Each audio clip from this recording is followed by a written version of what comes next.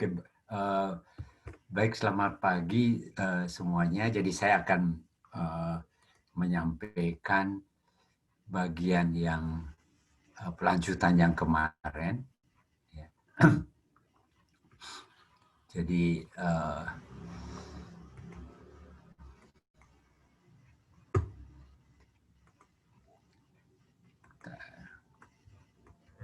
ini adalah bagian yang kita akan bicarakan. Sebentar, saya pakai headset dulu.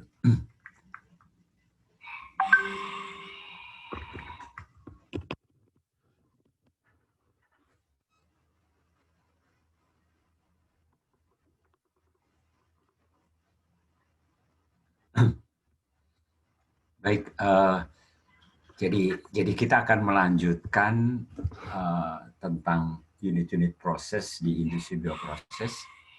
Jadi kita sudah membahasnya kemarin, ya, tapi kita akan melanjutkan lagi apa yang sudah kita diskusikan. Jadi kemarin kan sudah kita membicarakan tentang industri kimia dan industri bioproses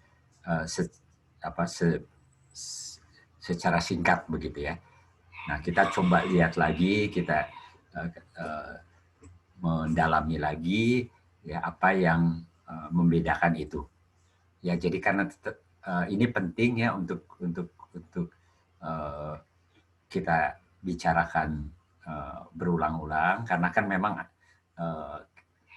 kita adalah di teknik kimia ya, jadi mahasiswa-mahasiswa ini adalah mahasiswa teknik kimia yang tentu sebagian besar akan berurusan dengan industri kimia ya, tetapi karena ini terus kemudian mahasiswa mengambil sub prodi bioproses, jadi berarti harus memahami perbedaannya dengan jelas antara industri kimia dan industri bioproses. Tentu perbedaannya adalah di katalisnya, ya, yang antara yang industri kimia dan industri bioproses ini kan sudah kita bicarakan ya. Jadi kalau industri bioproses, katalisnya itu adalah sel ya, atau bagian dari sel seperti enzim gitu ya.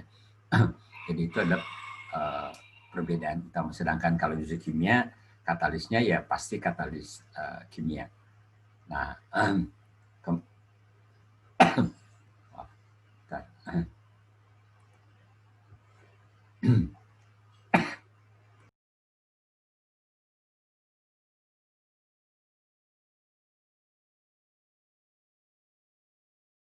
nah, jadi kita akan melihat lagi contohnya menggunakan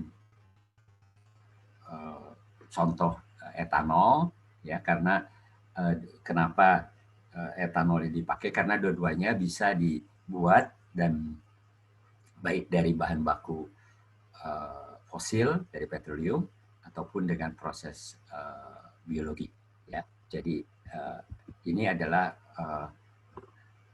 yang kita, nah, jadi ini kan sudah disampaikan kemarin ya.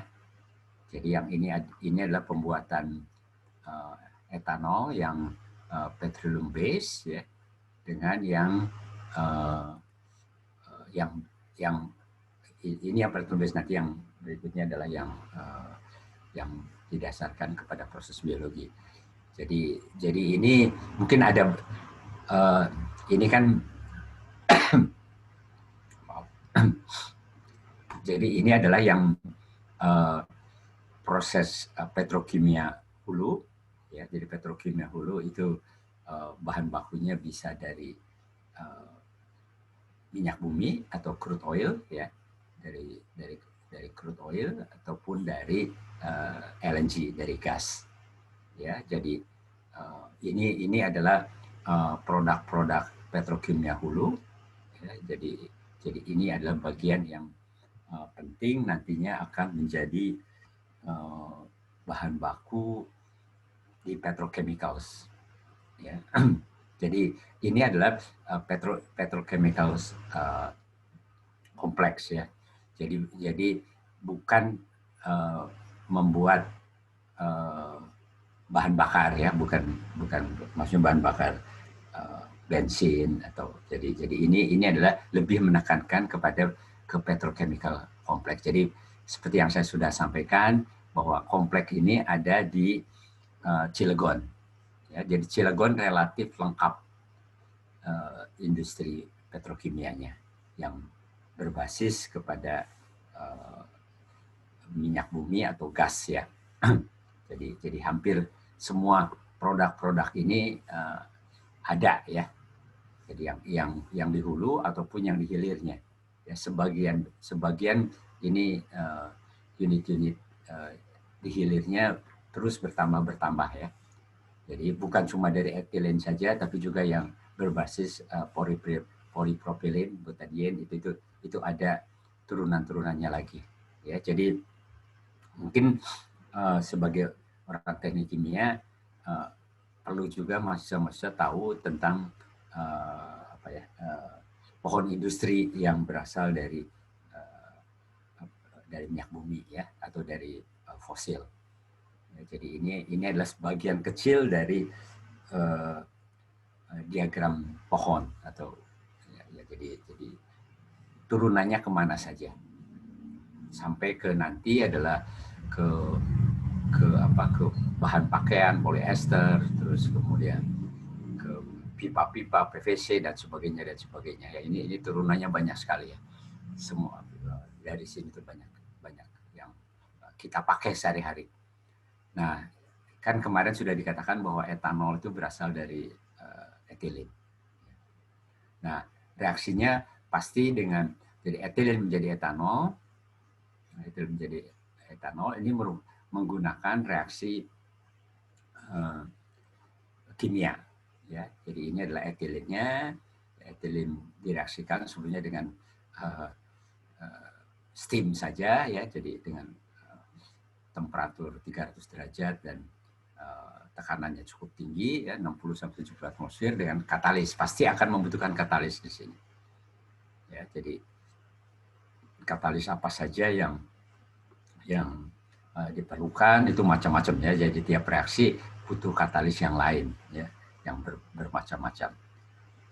Ya, jadi saya rasa jadi mahasiswa kan dapat juga teknik reaksi kimia, kinetika. Jadi kelompoknya Pak Bagio, Bu Meli, Pak Makarti itu adalah membicarakan tentang katalis kimia. Ya, jadi ini adalah reaksinya. Ya, jadi ini adalah reaksi dari etilen, kemudian direaksikan dengan uap panas ya, dengan steam panas ya, temperatur 300 dan tekanannya. Ya, ini adalah untuk tekanannya adalah untuk menggeser agar reaksi bergeser ke arah kanan. Ya, jadi ini adalah apa yang terjadi dan pasti nanti akan ada di recycle ya untuk jadi menggunakan air berlebih atau menggunakan steam berlebih, nah kemudian nanti dibalikan. Jadi etilen adalah dalam fase gas, ya, jadi direaksikan dalam fase gas dua-duanya. Nah ini adalah yang petroleum based ethanol. Ya, jadi sampai saat ini pembuatan etanol dari bahan baku fosil ini secara harga memang lebih mahal ya. Memang ini salah satu produk bahan kimia yang lebih murah kalau digunakan proses biologi. Jadi biological based ethanol atau etanol yang menggunakan proses biologi yang kemarin sudah saya sampaikan itu adalah generasi yang sekarang ini itu adalah generasi pertama.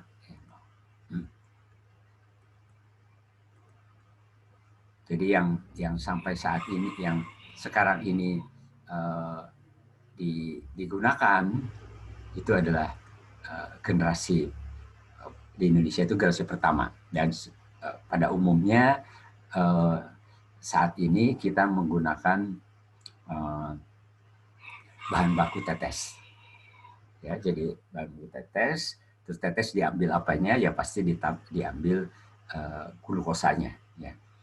Terus kemudian itu yang difermentasi dan menghasilkan nanti etanol. Ya. Jadi relatif sederhana saja. Ya, jadi bahan bakunya cairan, ya, terus kemudian nanti glukosanya berubah menjadi etanol dalam kondisi anaerobik. Mungkin reaksinya udah diketahui, mungkin Anda udah ketahui ya. Jadi C6H12O6 terus berubah menjadi etanol plus nanti CO2 ya. Jadi selalu dihasilkan gas CO2 di dalam proses fermentasi ini.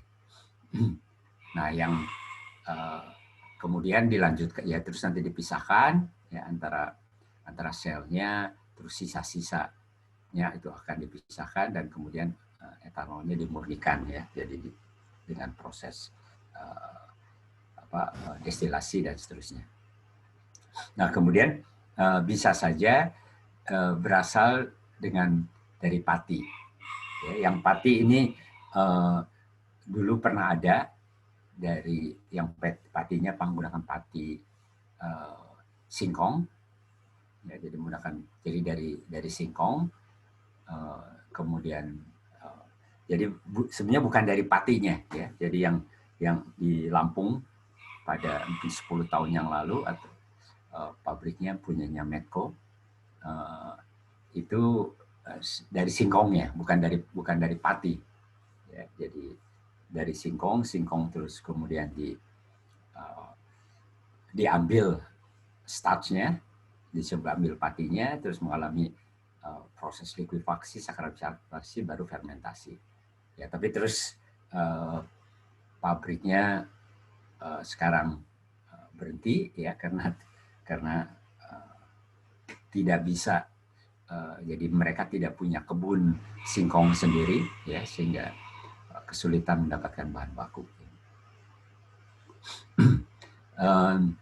Nah, ini adalah generasi yang pertama. Jadi generasi pertama itu adalah generasi yang sebetulnya memanfaatkan yang pertama tadi adalah memanfaatkan gulanya ya, jadi memanfaatkan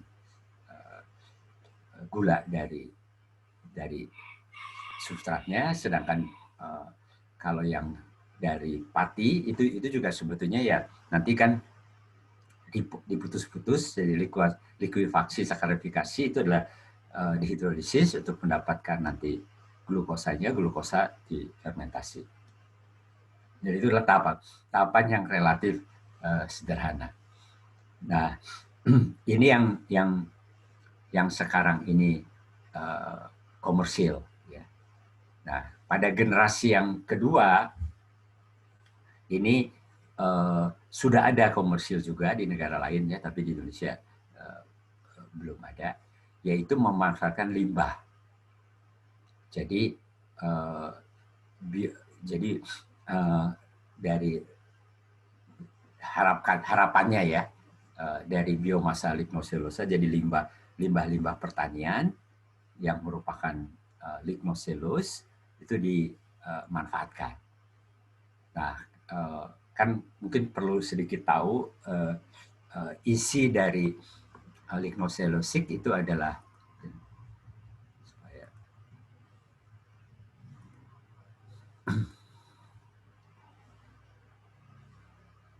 ya, jadi sebetulnya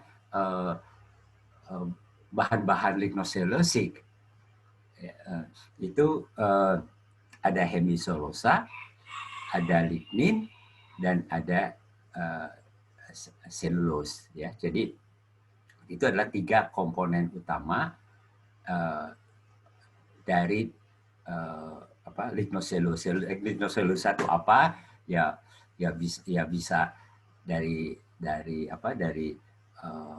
limbah-limbah pertanian, dari ranting, dari batang, ya, dari kemudian kayu ya, kayu juga lignosellulosa. Ya. Nah, kalau jadi ini ada, jadi selulus adalah yang lurus-lurus ini, ya kita bayangkannya kira-kira kayak begitu ya. Terus kemudian ada hemi itu yang panjang. Terus kemudian ada lignin sebagai pengikatnya begitu ya. Nah, di dalam membuat kayu, di industri kayu atau industri, maksudnya industri kayu, industri pulp ya, industri pulp.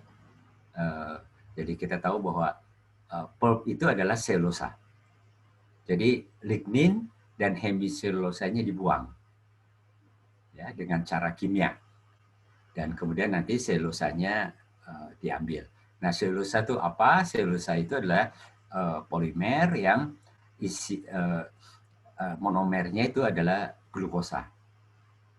Ya, jadi bisa saja kita menggunakan cara seperti di industri pulp. Jadi semua hemiselulosa dan ligninnya dihilangkan dengan cara kimia, ya. Kemudian selulosanya diambil, terus kemudian selulosanya masuk ke proses selanjutnya, yaitu mungkin dengan enzim selulase, ya, selulase, ya, dipotong-potong nanti menjadi glukosa masuk ke tahap yang selanjutnya. Jadi itu yang dilakukan, itu yang sekarang ini dilakukan. Jadi hemiselulosa dan ligninnya itu dibuang, kemudian selulasenya yang nanti dimanfaatkan sebagai sumber gulanya. Nah, tapi sebetulnya yang belum jadi perhatian, sebetulnya yang lain-lain pun bermanfaat juga, ya, karena hemiselulosa ini adalah C5. Kemudian lignin itu mengandung sebetulnya aromatic compound, ya, senyawa-senyawa yang bisa juga benzen-toluene itu jadi aromatic compound. Jadi sebetulnya mengandung aromatic compound. Jadi sebetulnya ada bahan-bahan kimia yang bisa kita ambil ya dari semua ini. Nah, cuman sampai saat ini fraksionasinya yang paling relatif sederhana itu adalah hilangkan hemiselulosa dan ligninnya, kemudian selulosanya diambil. Nah, jadi itu kira-kira nanti kalau kita masuk ke gambaran yang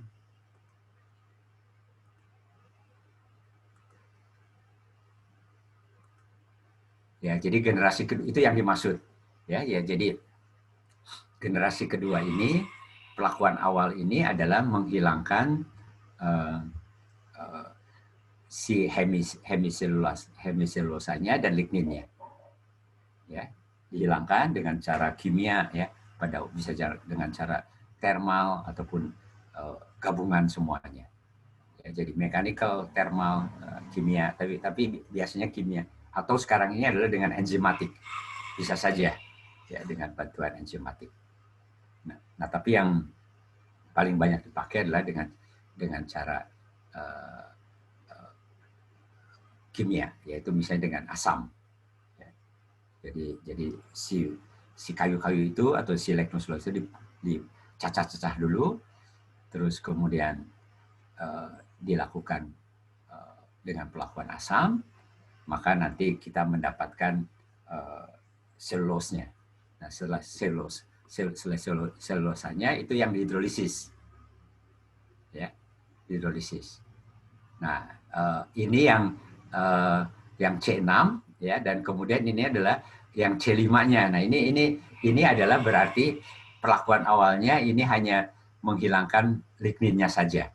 Ya, kalau begini ini melakukan ligninnya saja dihilangkan, kemudian hidrolisis, jadi C6-nya ke atas dan C5-nya ke bawah. Ya, difermentasi berbeda, walaupun ini secara skematik kelihatannya sederhana, tetapi dalam pelaksananya tidak mudah. Ya, memisahkan C6 dan C5 itu sendiri-sendiri tidak sederhana. Ya, jadi sekarang itu adalah penelitian yang sangat gitu ya, melakukan fraksionasi terhadap lignocellulose compound. Ya, sekarang sekali, jadi banyak sekali publikasi-publikasi melakukan fraksionasi. Ya, jadi pengertian fraksionasi itu adalah tadi memisahkan antara ligninnya, antara lignin kan di kayu itu ada lignin, ada selulosa, ada hemiselulosa. Ya. Nah, melakukan semuanya bahan yang bermanfaat. Selulosanya adalah C6, hemiselulosanya adalah sebagian besar C5, dan kemudian ligninnya adalah aromatik, bisa ada aromatic compound. Nah, bagaimana melakukan fraksionasi? Ya, jadi bukan menghancurkan. Jadi kalau di pabrik pulp itu ya dibuang aja, praktis lignin dan hemiselulosanya dibuang, dilarutkan dengan bahan kimia, ya, metode ada metode Kraft, ada metode soda dan sebagainya. Saya tidak tahu itu dapat di mana ya, Pak Wawan? Mereka mendapatkan pengenalan industri kimia tentang pulp itu dapat nggak ya? Pulp dan kertas itu. Saya kurang tahu Pak, kalau di PTK dulu dapat nggak ya pengantar teknik kimia? Tapi nanti ada kuliah proses industri kimia tingkat. Tapi dapat nggak?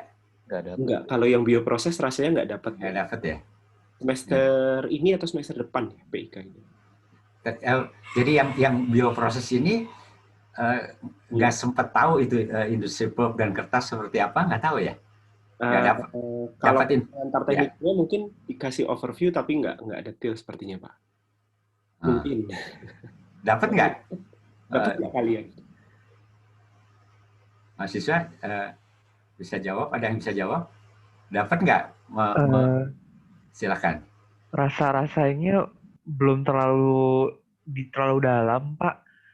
Cuma di pengenalan di Himatek waktu lagi masuk memang pernah disinggung setiap industri-industrinya gitu ya, dari petrochemical. Terus juga waktu itu pernah ada pulp and paper, jadi dijelaskan oleh kakak tingkat gitu, Pak. Ya, jadi ada baiknya ya, walaupun kamu ya memang mungkin tidak dapat nanti ke yang pengenalan industri kimia, tapi ada baiknya tahu begitu ya, belajar sendiri, karena itu kan sebenarnya hal yang relatif. Jadi kayak industri, kayak diagram, walaupun nggak dapat ya, ini sebaiknya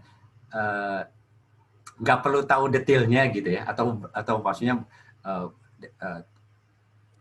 maksud saya bukan nggak perlu tahu, tapi paling tidak overview dari bagaimana industri petrokimia tersebut harusnya mengenal, karena Anda kan tetap adalah nantinya sarjana teknik kimia, ya, mengenal ya. Jadi dari bahan baku petrokimia ini yang nanti akan menghasilkan petrokimia hulu, kemudian ada petrokimia hilir. Nah, ini perlu tahu, termasuk juga kertas, ya, karena itu adalah industri yang penting, ya. Jadi bahkan ke depan sebenarnya biorefinery itu banyak tumbuhnya dari pabrik pulp dan kertas, ya. Jadi karena kan sebenarnya biorefinery itu menggunakan basis C6 dan C5, ya. Jadi gulanya itu dimanfaatkan, ya, termasuk juga mungkin aromatic compounds-nya yang dari ligninnya, ya, yang di situ yang diambil, ya. Salah satunya yang memang sekarang menjadi tantangan adalah fraksionasi dari lignocellulosic material itu. Ya, itu adalah tantangan yang menarik, ya, bagaimana melakukan fraksionasi. Jadi sekarang ini yang sudah komersil di lignocellulosic material itu adalah mengikuti apa yang di industri pulp.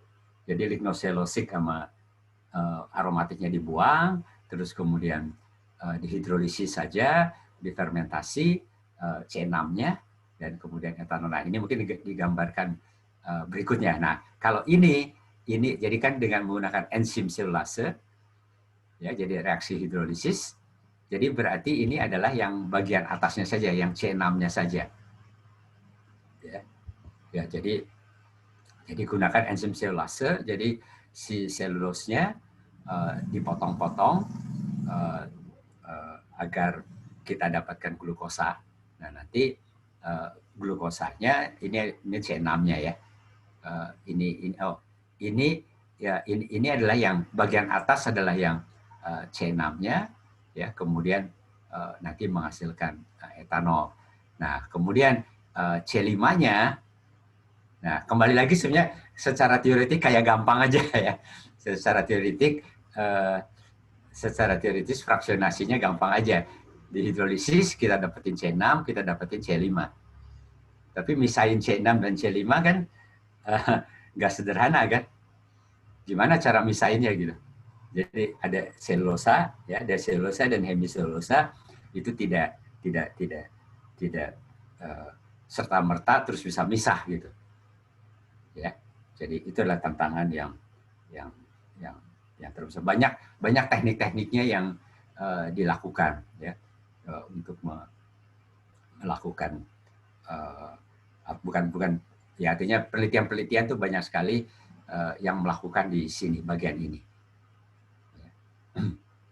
Ya, bukan ada dengan cara kimia, ya. Ya kalau mekanisnya pasti ya, karena harus diputus-putus, ya, terus atau dengan termal dibuka karena kayu itu berarti harus dibuka dulu, sebaiknya bisa dibantu dengan termal, ya, dengan cara diuapkan, dengan cara uap pada tekanan yang relatif rendah, terbuka, ya, dengan steam, terus kemudian dilakukan hidrolisis baik dengan kimia ataupun dengan cara biologi, ya. Ya, tapi terus kemudian ada teknik lain, ya, dengan menggunakan bahan-bahan kimia yang dikenal dengan eotetik, ya. Jadi itu mungkin nanti penelitian yang sedang berkembang saat ini. Ya, jadi intinya adalah kalau kita lihat di sini, ini adalah C6 dan C5 itu bisa dikonversi menjadi etanol. Ya, mikrobanya beda. Ya, jadi yang mengubah C6 menjadi etanol dan yang mengubah C5 menjadi etanol itu berbeda. Nah, kalau di sini asumsinya, jadi kalau di sini kalau saya bayangkan, ini adalah bayangannya adalah hidrolisis ini. Jadi ini bisa apa yang dilakukan di sini. Jadi pada saat hidrolisis itu sebetulnya ada 2 tahap di hidrolisisnya di dalam. Jadi si C5-nya dilarutkan dan kemudian si selulosanya masih tetap ada gitu ya. Nah, selulosanya itu yang nantinya diputus-putus menjadi, jadi kalau kita lihat di sini, selulosanya diputus-putus dengan selulase, kemudian hidrolisatnya, hidrolisat C5 nanti difermentasi dengan mikroba lain. Ya, karena C5 itu tidak bisa diubah dengan menjadi etanol, bukan tidak bisa, terlambat ya diubah menjadi etanol dengan Saccharomyces cerevisiae gitu. Ya, jadi harus mikroba yang lain karena C5 itu memang lain pathway-nya gitu. Ya. Jadi harus mikroba yang berbeda. Ya, mungkin garis besarnya itu, jadi memang kalau kita lihat katalisnya yang membedakan ya antara apakah kita mau jadi antara industri petrokimia dengan industri biological process, ya. Jadi ini adalah betul-betul kita memanfaatkan mikroba. Nah, generasi kedua menjadi lebih panjang prosesnya, dan tantangannya adalah di bagian awal. Ya, kalau sudah mendapatkan gulanya, saya rasa sama saja prosesnya sih. Tapi tantangannya di bagian awal ini. Bagaimana melakukan fraksionasi sebetulnya sih. Bagaimana melakukan fraksionasi. Jadi kalau hanya memanfaatkan C6-nya saja, jadi dari bagian legnoselulosa, kalau memanfaatkan C6-nya saja, dan kemudian C6 itu dirubah menjadi etanol, itu tidak tidak terlalu ekonomis gitu. Ya, jadi kalau dimanfaatkan C6-nya saja, jadi heminya dibuang, ligninnya dibuang, terus selulosanya dipakai menjadi bioetanol, itu tidak ekonomis sampai sekarang masih kalah dibandingkan dengan yang generasi pertama. Jadi kalau mau ekonomis, maka itu harus dimanfaatkan C5-nya, atau malah mungkin nanti ke depan adalah yang dari ligninnya, ya, aromatik, dari senyawa-senyawa aromatik dari lignin. Nah, tapi persoalannya adalah untuk memanfaatkan semuanya adalah tekniknya adalah difraksionasi. Ya, yang belum ketemu sampai sekarang. Ya, maksudnya ketemu dalam arti keekonomian. Mungkin ada pertanyaan?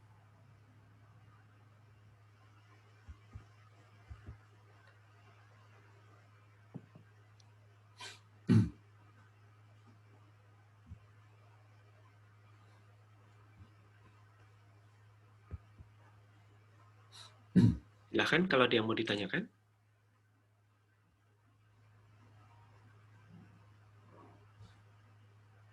Ada silakan kalau ada pertanyaan dulu sebelum berlanjut. Pak, Ya, silakan.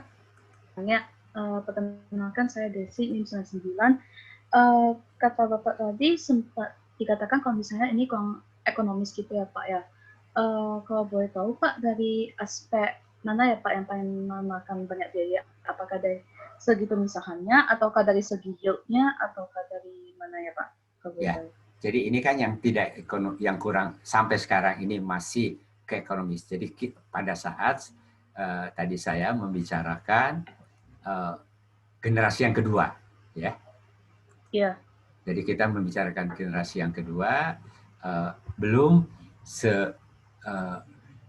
ekonomis yang generasi pertama. Jadi kalau generasi pertama kan sudah jelas lebih murah dibandingkan dengan yang proses dari bahan fosil, ya, dari minyak bumi, dari petroleum, itu lebih murah yang dengan generasi pertama ini. Nah, jadi walaupun biomasanya limbah, ya, jadi biomasanya diharapkan di sini biomasa legnoselulosa adalah menggunakan limbah-limbah pertanian, ya, misalnya dari tandan kosong sawit, itu kan limbah itu kan, dari batang sawit yang nanti juga itu kan limbah. Boleh katakan sebetulnya biaya bahan bakunya ya kecil sekali gitu, walaupun nanti ada harganya relatif kecil. Jadi mahalnya masih di bagian sini. Jadi melakukan fraksionasi itu sampai sekarang ini tekniknya masih mahal. Jadi kalau dengan cara tadi kan sebetulnya kita sudah bikin pulp kan. Pulp itu berarti kan hemiselulosa dan ligninnya kita buang, dan kemudian selulosanya kita manfaatkan, ya. Nah, itu kan sudah ada. Nah, tapi kan selulosa yang dijadikan kertas itu harganya dan secara proses juga sederhana sekali, ya. Jadi nilai keekonomiannya kalau bahan lignoselulosa misalnya kayu mau dijadikan kertas itu lebih nilainya keekonominya lebih tinggi dibandingkan dengan si selulosa itu diubah jadi etanol. Ya, kalau selulosa diubah etanol kan masih panjang ini prosesnya. Bisa dipahami? Ya, jadi intinya termahal adalah saat ini di bagian awal, dan kalau hanya dimanfaatkan selulosanya saja itu keekonomiannya untuk dijual sebagai etanol tidak nutup gitu sama sekali. Pak, makasih banyak ya Pak. Ya, oke, makasih. Jadi kira-kira jadi tantangannya ini masih berlangsung terus. Jadi penelitian-penelitian ini berlangsung terus. Kebetulan saya sedang menguji mahasiswa S3 di Universitas Malaya. Nah, mereka melakukan fraksionasi, metode fraksionasi yang menggunakan bahan kimia. Ya, ingin bisa. Nah, tapi sampai sekarang pun itu pun hanya baru penelitian-penelitian saja. Ya, belum pada tahap skala industrial. Oke. Mungkin kalau enggak kita berlanjut saja. Jadi selanjutnya kan setelah proses, jadi kita bicarakan kepada proses bagian fermentasinya. Ya. Jadi fermentasi itu kan jadi ini adalah fermentasi kalau dilihat dari sini adalah masih melanjutkan kepada tahap yang ada di sini, ya, yang ada tahap di sini. Jadi di sini hasil dari hidrolisis, ya, sebenarnya sih gula jadi ini adalah hasil dari hidrolisat. Jadi hasil dari hidrolisis berarti sudah gula, ya, dari sudah gula. Terus kemudian dilakukan proses fermentasi. Jadi fermentasi etanol pada umumnya sampai saat ini dilakukan dengan proses batch. Ya, jadi nanti mungkin ada yang kerja praktek di industri etanol, ya, saya nggak tahu bisa berkesempatan ya untuk di angkatan ini. Nah, kalau yang di bioetanol, jadi saat ini industri bioetanol di Indonesia itu menggunakan proses batch. Jadi nanti akan banyak reaktor-reaktor yang digunakan, ya. Dan kemudian pembuatan inokulasi selalu dilakukan bertahap, ya. Dilakukan dari yang kecil nanti mungkin atau kemarin sudah ditayangkan, ya. Jadi selalu dari yang kecil ke yang besar dan seterusnya, dan baru kemudian dilakukan inokulasi, ya. Jadi jadi ini adalah fermentasi. Jadi ini adalah biasanya, jadi ini adalah yang membicarakan yang dua tahap tadi, ya. Jadi ada fermentasi, ada fermenter glukosa dan ada fermentos. Jadi ini adalah yang C6 dan ini adalah yang C5. Ya, jadi terpisah ini. Ini melanjutkan yang ini. Ya, ada yang C6, ya, dan kemudian ada yang C5, dan itu adalah fermentor yang terpisah karena mikrobanya terpisah, ya. Dan kemudian ya nanti masuk ke tahap selanjutnya, ya. Jadi kalau sudah menghasilkan etanol maka masuk ke tahap pemisahan sel dan kemudian peningkatan konsentrasi dari etanolnya. Ya, jadi saya rasa jadi dari cerita-cerita itu ingin dibandingkan antara yang berbasis petroleum dan yang dengan proses biologi. Ya, jadi kita lihat katalisnya berbeda, kondisi operasinya berbeda. Jadi pada umumnya kondisi operasi di industri petrokimia itu pada temperatur dan tekanan tinggi, ya. Pada biological proses itu temperatur kan ya paling 40 antara 35 sampai dengan 40 derajat. Tekanannya adalah tekanan atmosferik, ya. Nah, unit proses itu akan berbeda, terutama reaktornya jelas beda, tetapi yang perlu menjadi perhatian juga dari industri petrokimia, konsentrasi etanol itu relatif tinggi, ya.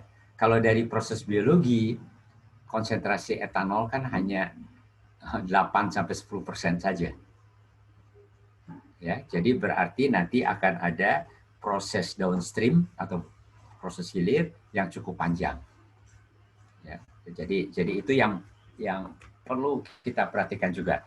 Jadi produk dari industri bioproses itu konsentrasinya relatif rendah ya dibandingkan dengan industri petrokimia. Industri petrokimia mungkin langsung kita bisa dapat konsentrasi etanol yang relatif tinggi. Ya proses permurniannya relatif mungkin lebih pendek dibandingkan dengan proses biologi. Ya saya rasa itu yang saya rasa nanti kita akan bicarakan ya di bagian belakang tentang. Nah kalau ini adalah kalau kita sudah bicarakan kemarin ya unit-unit prosesnya, jadi mediumnya juga harus tertentu, formulasinya lebih jelas lebih kompleks. Kalau industri kimia sih medianya ya udah jadi ada kita punya etilen juga relatif murni etilennya ya keluar dari yang dipakai substratnya relatif murni direaksikan dengan steam dengan air ya dengan steam pada temperatur tertentu kita dapatkan etanol dengan konsentrasi yang relatif tinggi. Kalau di bioproses tekanan rendah ya tekanan atmosferik temperatur tinggi cuma 30-40 derajat saja ya tetapi kita membutuhkan media yang mungkin macam-macam gitu ya. Jadi harus diformulasikan medianya. Ya, jadi kemudian inokulum harus kita kembangkan. Baru kita melakukan produksi, kemudian, nah saya katakan tadi konsentrasinya relatif rendah, jadi harus ada pemisahan dan pemurnian. Dan kemudian nanti ujung-ujungnya kan ada limbah yang cukup banyak, cukup besar juga. Ya, jadi industri bioproses perlu memperhatikan nanti limbah yang dihasilkan, ya, bagaimana menangani, ya, terutama dalam bentuk air limbah. Ya, kita akan bicara tentang dari tahapan-tahapan ini, ya, tentang formulasi. Jadi media itu harus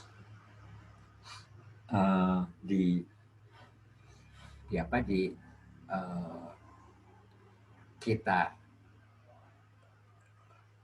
pastikan karena media itu adalah untuk menunjang pertumbuhan dari mikrobanya. Jadi kita tahu bahwa minimal mikroba itu membutuhkan C, itu yang makronutrien saja ya. Ada C, ada N, ada P, ada O juga pasti ya. Jadi O itu walaupun anaerobik tetap O itu harus ada.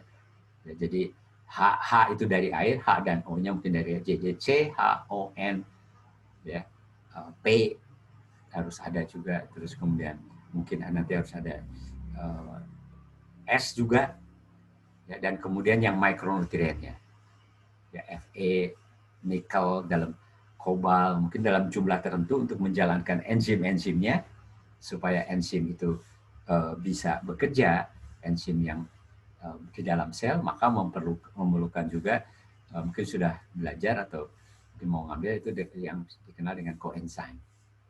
Ya, jadi media itu harus diformulasi agar bisa menunjang pertumbuhan mikroorganisme.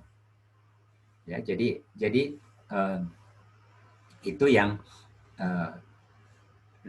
kita lakukan, memformulasikan dulu ya. Nah, ini yang dilakukan, kita kembali lagi kepada ini untuk bukan industri, ini adalah industri etanol generasi 1. Ya, kembali ini sebagai contoh adalah etanol generasi 1 yang menggunakan molase. Ya. Kalau di Brasil itu menggunakan cane juice. Nah, di Indonesia nggak ada yang menggunakan cane juice. Jadi cane juice itu adalah dari tebu, digiling, kemudian mendapatkan cairannya. Ya, jadi seperti kita mungkin nggak tahu Anda pernah di Bandung nggak ada yang jualan itu ya. Jadi mungkin tapi kalau daerah lain mungkin ada ya. Jadi dari batang-batang tebu itu ada penggilingan gitu ya. Jadi gilingnya bisa manual, bisa pakai. Terus kita langsung mendapatkan jus dari tebu itu dan diminum. Itulah cane juice ya. Saya rasa yang ada di mana? Kalau di Jogja ada nggak, Pak Oman? Yang jual gula tebu air tebu gitu? Dulu sih waktu zaman saya kecil ada Pak, sekarang udah nggak pernah ngelihat. Oh, nggak pernah lihat. Iya. Ya nggak tahu. Saya nggak tahu di tempat lain ada nggak? Mungkin mahasiswa ada yang di Medan atau di tempat lain itu ada nggak jual air tebu itu? Di Singapura malah lebih banyak. Iya, makanya itu saya di tempat lain di Singapura, Malaysia. Iya, betul. Itu hal yang apa ya? Di mana-mana gitu ya. Aneh juga, saya Singapura bukan penghasil tebu, tapi banyak yang jual itu gitu. Saya juga nggak heran juga kenapa orang Indonesia tidak pada Indonesia kan salah satu ya, pabrik gulanya banyak, tetapi nggak tahu kenapa nggak suka ya. Saya nggak tahu. Tapi kalau di Sumatera gimana? Ada nggak? Walaupun di Sumatera nggak ada tebu, tapi mungkin pengaruh dari daerah Singapura, Malaysia. Jadi kalau di Bandung nggak ada, ya di Bandung rasanya nggak ada. Saya di Bandung ada Pak. Ada. Di Pasteur ada Pak. Oh, di Pasteur ada. Ada Pak. Ada ya. Lewat soalnya. ya, tapi masih sangat terbatas gitu ya. Nah itu yang cane juice itu. Nah kalau di Indonesia tidak pernah menggunakan cane juice untuk membuat etanol. Jadi yang menggunakan memproduksi bioetanol di Brasil. Kalau Brasil itu betul-betul dari tebunya itu langsung diperas, terus digunakan nanti untuk bahan baku pembuatan etanol. Nah, keuntungannya limbahnya nggak terlalu berat. Ya, kalau kita menggunakan cane juice atau air tebu, itu air limbah yang nanti dihasilkan tidak terlalu berat. Jadi kan kita bisa bayangkan kalau molasses itu, pernah lihat nggak molasses? Molasses itu warnanya hitam begitu ya. Ya, dan itu kan hasil proses mengambil gulanya, jadi betul-betul itu terus kemudian sudah dievaporasi, jadi udah ada gula yang gosong gitu ya. Kenapa? Atau proses browning gitu ya, proses menjadi berubah warnanya menjadi coklat gitu ya. Jadi itu akan berat di limbahnya ditangani. Nah tapi intinya di sini adalah media. Jadi kita harus memformulasikan medianya. Jadi apa yang kurang gitu? Ya mungkin mengatur Brix-nya, ya kandungan gulanya kan harus tertentu itu, berada di dalam nanti media fermentasi itu. Mungkin juga kekurangan apa? Kekurangan nitrogen atau kekurangan P atau kekurangan apa? Nah itu harus ditambahin gitu. Dan atau harus mengatur pH-nya. Ya, karena fermentasi ini kan berlangsung pada pH yang pH apa? Kalau bikin etanol pH-nya apa? Ada yang tahu? Ada yang sudah mendapatkan etanol itu dengan Saccharomyces cerevisiae pH-nya berapa? Netral atau asam atau basa? Mungkin ada yang bisa jawab? Ada yang pernah tahu? Asam, Pak. Asam mungkin, Pak. Apa? Ya, asam ya. Jadi yang kita pakai yang itu adalah pH-nya asam. Ya, jadi betul. Jadi pH yang kita pakai adalah pH asam. Ya, yang digunakan itulah pH asam. Maka itu perlu di-adjust dulu. Ya, jadi untuk mengatur agar sesuai dengan pH yang nanti akan terjadi. Ya, jadi itu fermentasi nanti akan. Nah, jadi di sini formulasi itu ya, supaya bisa cocok nanti di dalam nanti fermentasi tersebut berlangsung.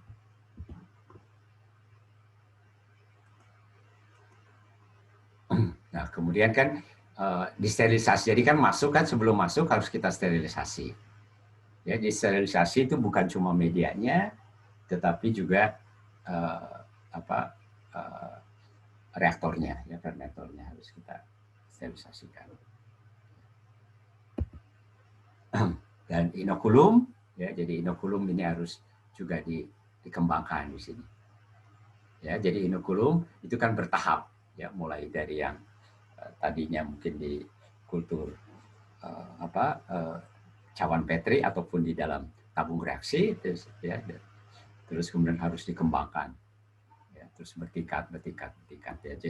Jadi perlu diperhatikan pengembangan inokulum ini ya, agar siap. Jadi kapan dipindahkannya? Jadi siap sejumlah mikroba konsentrasi tertentu dalam kondisi tertentu ya dipindahkan ke fermentor. Ya, jadi pemindahan. Jadi intinya adalah dipindahkan itu pada saat kondisinya logarithmic phase. Ya, pada saat kondisi logarithmic phase sudah dia masuk logarithmic phase, terus itu yang dipindahkan dengan jumlah yang cukup. Ya. Agar nanti lag phase-nya tidak terlalu lama gitu. Ya, tahu kan ya, ada mikroba kan ada lag phase, nanti kemudian ada mau masuk masa terhambat, baru kemudian masuk ke logarithmic phase. Nah, mikroba itu dipindahkan pada kondisi yang sudah mencapai kondisi logarithmic phase. Ya. Dan kemudian dia dipindahkan ke fermentor harus dalam jumlah yang cukup, dalam kondisi yang mikrobanya juga lagi sehat, ya. Terus kemudian agar lag phase-nya seminimal mungkin. Ya. Saya rasa itu bagian yang penting. Ya, ya ini yang sudah kita bicarakan. Jadi tahapan-tahapannya biasanya tidak ke satu tahap, ya. Mungkin di video yang kemarin diperlihatkan dari yang kecil ke besar, dan terus. Dan ini bisa cukup panjang, gitu. Ya, tahapan-tahapan.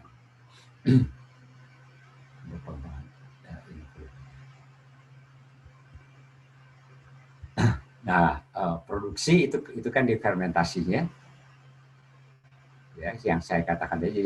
Jadi pemindahan inokulum masuk ke fermentasi. Jadi inokulum itu harus dalam jumlah yang cukup dan kemudian pada fase yang dia di logarithmic phase. Nah, biasanya rule of thumb-nya bagaimana? Biasanya inokulum itu kira-kira 5-10% dari medium yang ada di fermentasi. Ya, 5-10%, mungkin biasanya 5 mungkin ya, 5 tergantung 5-10%. Jadi kalau reaktornya 100 liter, maka inokulumnya adalah 5-10 liter. Ya, tapi konsentrasi di inokulumnya itu jumlah selnya nanti ada aturan 10 pangkat berapa gitu, sel per mililiter. Jadi dalam jumlah yang cukup gitu. Nah, ini supaya lag phase-nya tidak terlalu lama. Ya, ini adalah fermentor yang biasa dipakai. Ya, ini adalah fermentor yang paling standar. Jadi fermentor yang paling standar menggunakan pengaduk. Jadi nanti ada pengontrolnya, ada probe-nya, ada probe pH, ada probe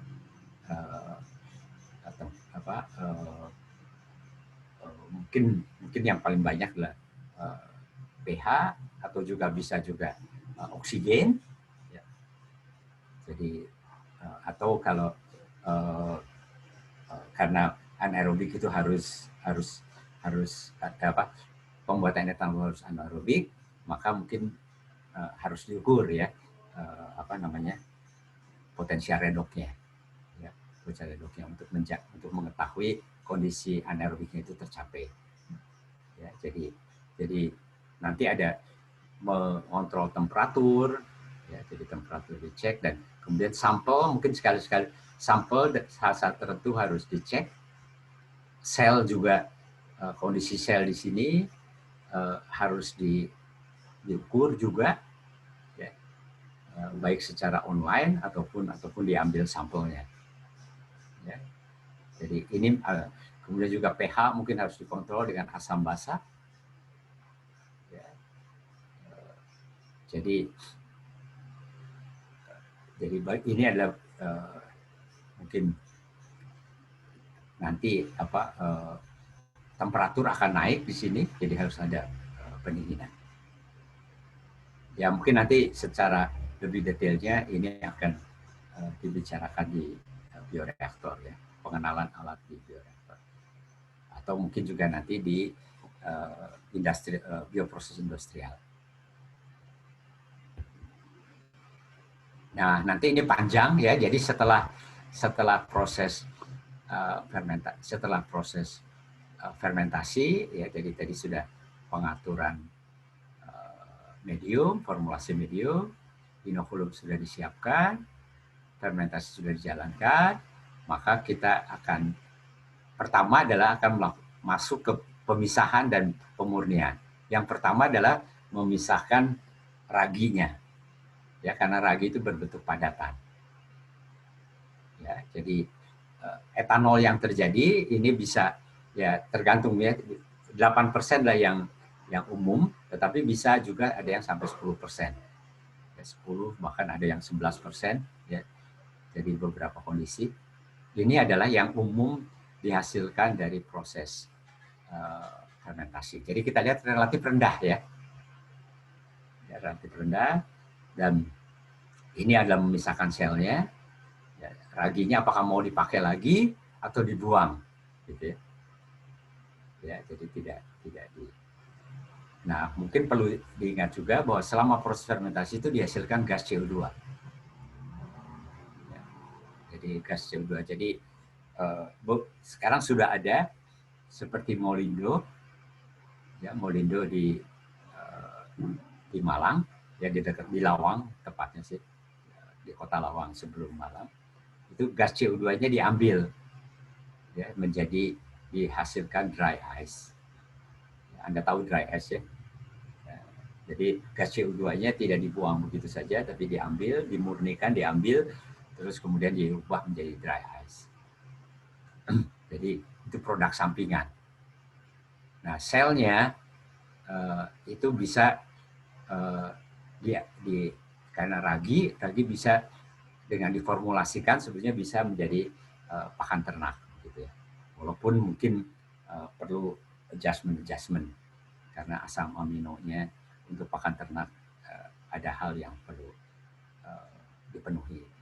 Nah, yang panjang berikutnya adalah memurnikan bagaimana mendapatkan etanol lebih tinggi konsentrasinya.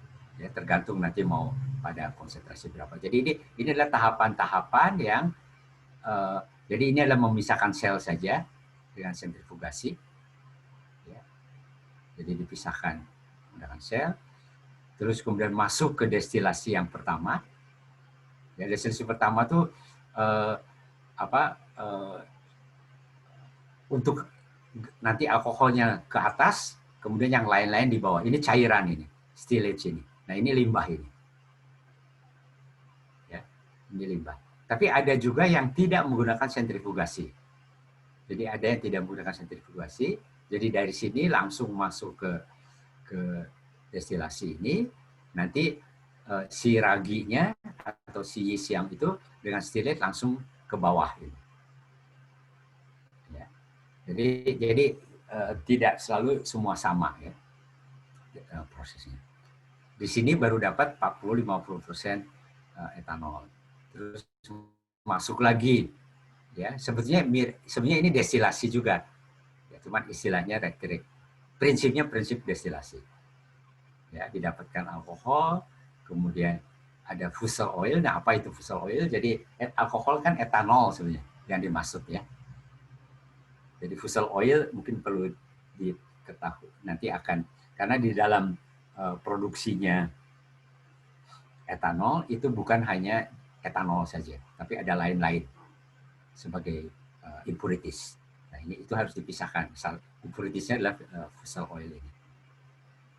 Ya, kemudian ini dilanjutkan kalau ini mau mendapatkan yang 100%. Ya, kita tahu bahwa kalau etanol biasa konsentrasinya didapat berapa? Berapa konsentrasi etanol kalau dengan destilasi? Paling tinggi berapa?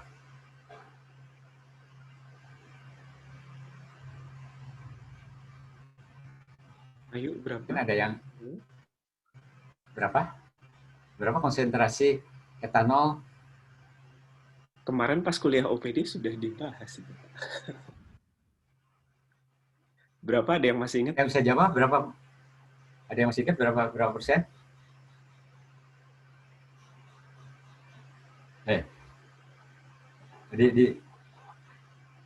Berapa persen? Jadi kalau kita mau melakukan destilasi etanol, kalau Anda punya campuran etanol dan air, didestilasi, maka paling tinggi kita akan hanya dapat berapa persen? 80%, Pak. Oh, salah. Bukan. Bukan.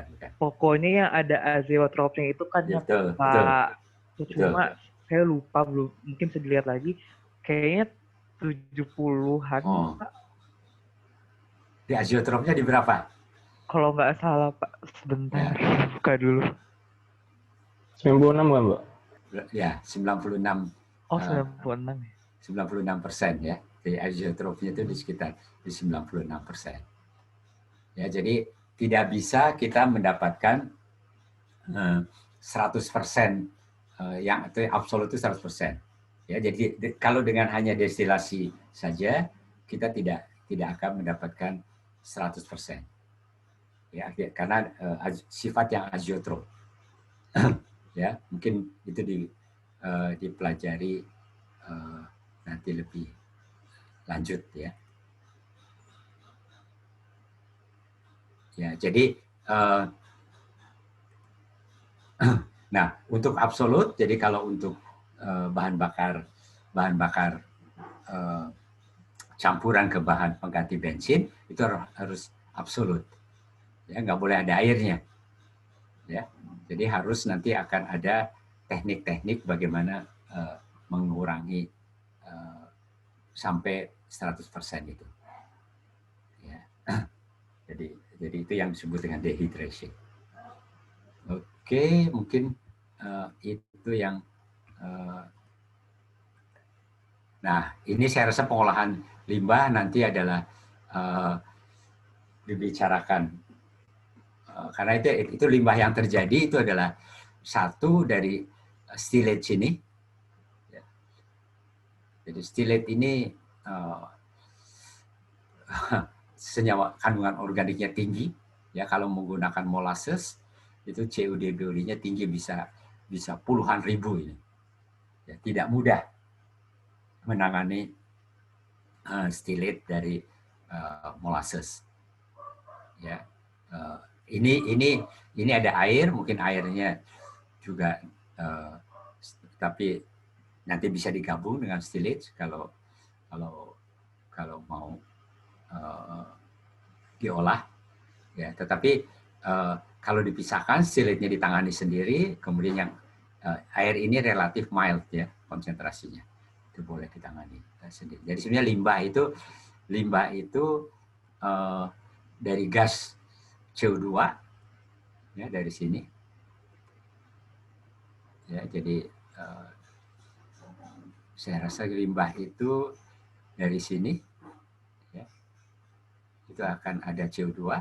Kemudian kalau ada pemisahan, ini di sini ada ragi, ya. Ya, apakah bisa mungkin untuk beberapa kali masih bisa dipakai, ya. Tapi saya rasa paling hanya bisa dipakai beberapa kali saja, ya. Setelah itu tetap harus dibuang. Terus limbah yang lain adalah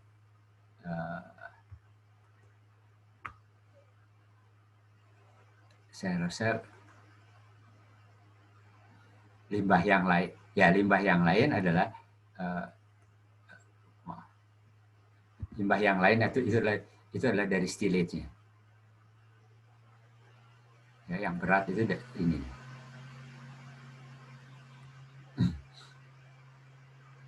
Ya, ini maaf, ini mungkin bukan ke ini karena ini slat ya. Itu ini yang yeast itu ragi. Ya. Yang berat itu yang stillage-nya.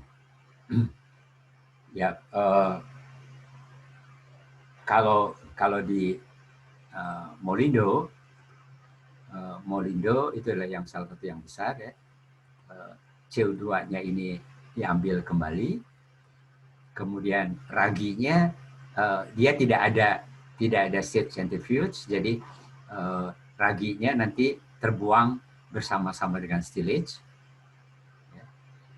Nah, kemudian stillage ini stillage plus ragi itu dipekatkan. Jadi ini adalah plus ragi sini, stillage plus ragi yang tidak dipakai itu dengan plus ragi dipekatkan, kemudian dibakar di insinerator.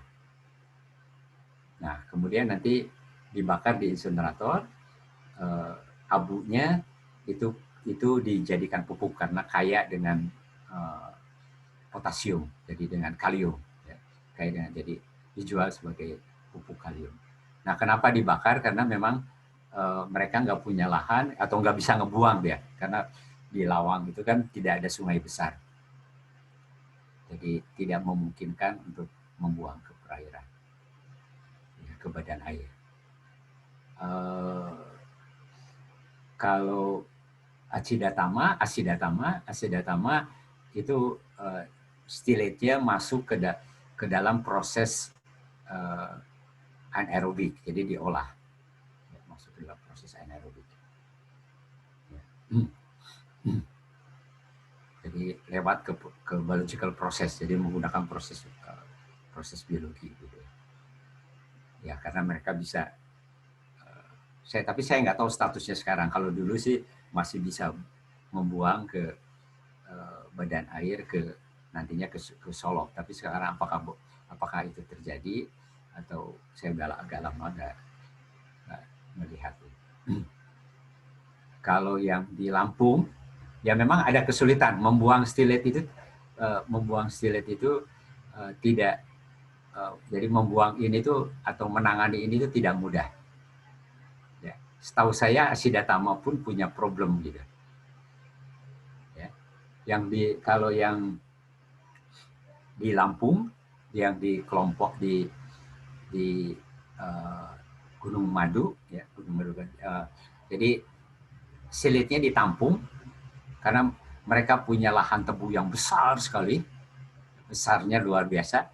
Jadi silitnya ditampung dan kemudian nanti digunakan, mereka nyebut sebagai land application. Jadi dengan menggunakan truk, si stillage-nya itu disebarkan ke kebun mereka, ya, jadi sebagai sumber nutrisi, ya sebetulnya sih supaya bisa tidak masuk ke badan air, karena memang tidak mudah, ya, untuk mengolahnya. Oke, mungkin dari saya itu, Pak Wawan. Mungkin kalau ada pertanyaan. Terima kasih, Pak. Silakan kalau mahasiswa ada pertanyaan. Silakan kalau ada pertanyaan sebelum berlanjut ke Pak Wawan. Ya. Silakan. Ada yang mau ditanyakan atau ada yang perlu diperjelas dari mahasiswa?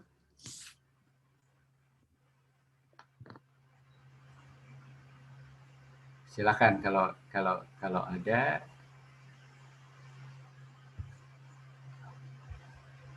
Kita masih punya waktu, mungkin silakan kalau ada atau kita tanya apa, Wawan? Ya, mungkin sebelum dilanjutkan dan menunggu pertanyaan dari mahasiswa, sedikit men-summarize yang tadi disampaikan oleh Pak Chandra. Jadi tadi sudah dipaparkan produk yang sama ya, etanol, itu bisa dihasilkan dari baik itu proses kimiawi biasa, petrokimia biasa, atau secara bioproses.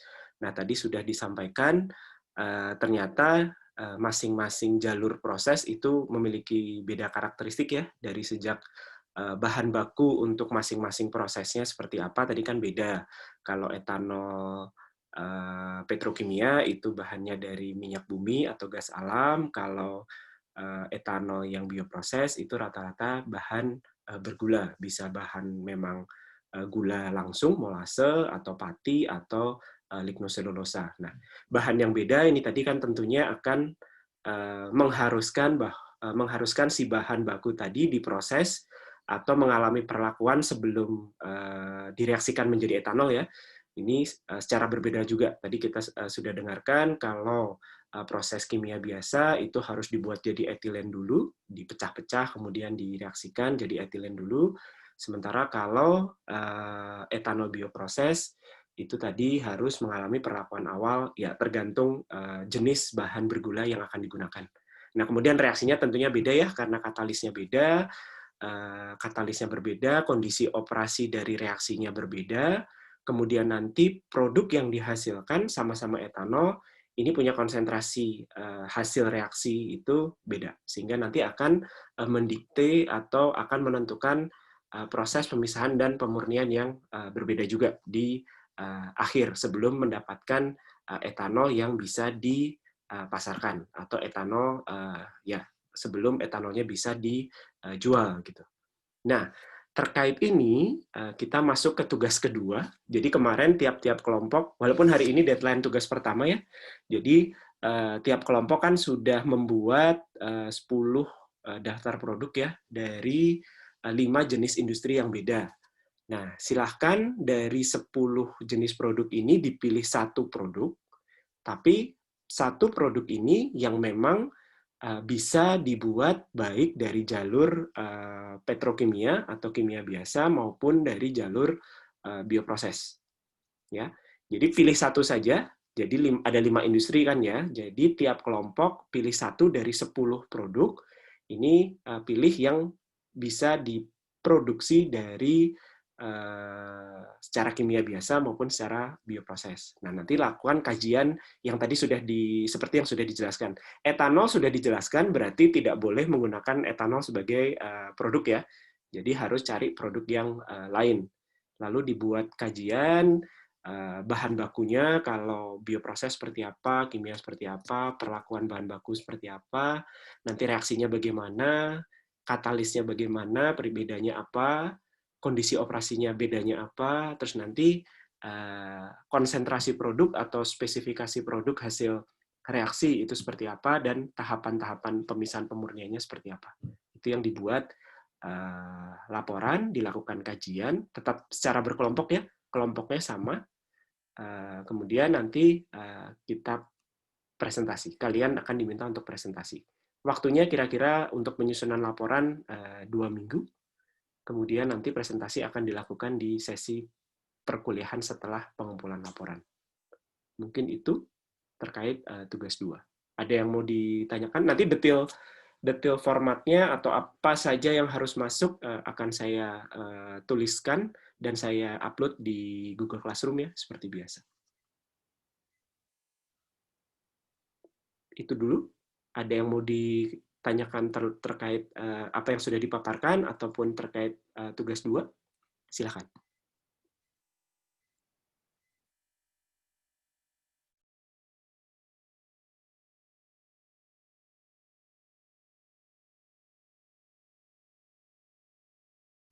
Oke, karena tidak ada yang bersuara, saya anggap cukup jelas ya. Jadi kita akan masuk ke bagian berikutnya, tapi mungkin saya minta izin break dulu ya Pak Chandra, mungkin 3 menit untuk toilet break. Sebentar.